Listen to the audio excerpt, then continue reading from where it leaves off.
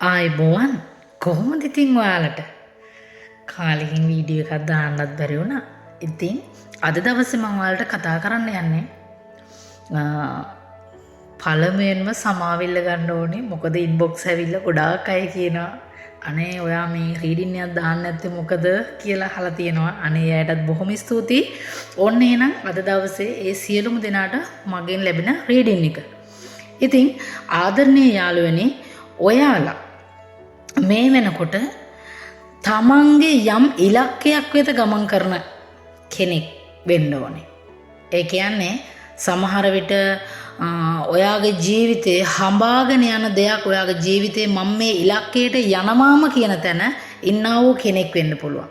එහෙමනම් අනිවාර්යයෙන් මෙන්න විශ්වයෙන් වාට ලැබෙන පිළිතුර. අනිවාර්යයෙන්ම ඔයාගේ ඉලක්කය වෙත ඔයා තව කවුරුත් කියන දේ අහන්න නැතුව ඔයාගේ ඉලක්කය වෙත වේගෙන් ගමන් කරන්න කියලා කියනවා. මොකද විශ්වය වාට ඒකට ආශිර්වාද කරන්න යනවා.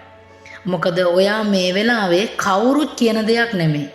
ඔයාගේ මනස විශ්වාස කරලා ඔයාගේ ඉලක්කයට යන්න පසුබිම මේ වෙලාවේ විශ්වයෙන් වාට ලැබිලා තියෙනවා.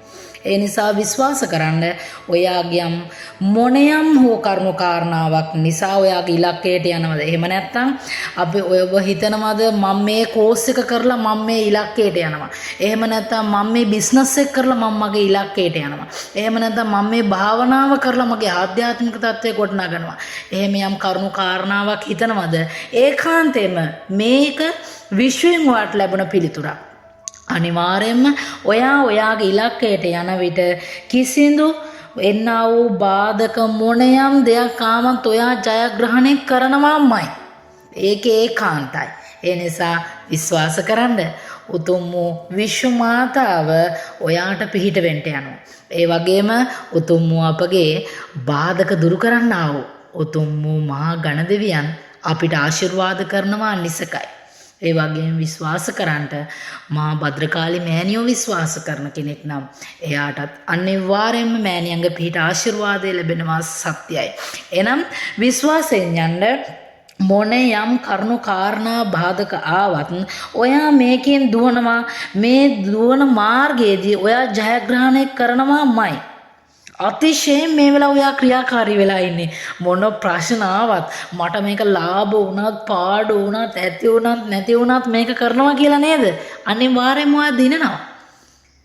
එහෙමනම් මේ වීඩියෝ එක ඔයා වෙනුවෙන්මයි ගෙනාවේ. එහෙමනම් අමතක කරන්න එපා ලයික් කරන්න, ෂෙයා කරන්න, රීපෝස්ට් කරන්නත් අමතක කරන්න එපා.